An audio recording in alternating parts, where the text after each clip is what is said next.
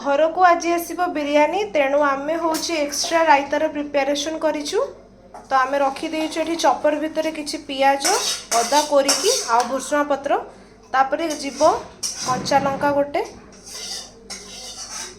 तापर या आम चॉप करवा।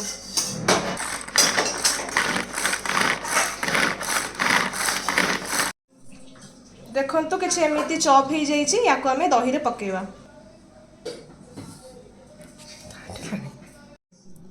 प्रथमे किसी दही नबा दही को टिके भल से चामच गोले दबा देले टिके तापर पकेबा टिके जीरा लंका गुंड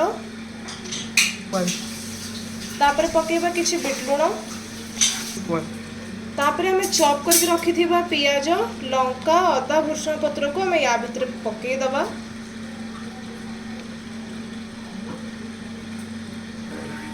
या पर ये सब गुड़ा को हमें मिक्स कर दबा। फाइनली रायता आमर प्रस्तुत हो गला। या को हमें बिरयानी संगे खाइबा। आमर बिरयानी आसी जाइए मु वर्तमान सर्व कर नौ समस्त जाइए खाइबा। वर्तमान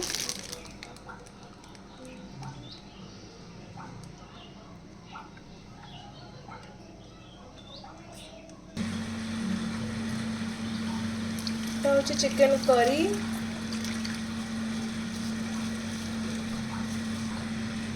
इटा रायता बिरयानी 3टा प्लेट अवेलेबल।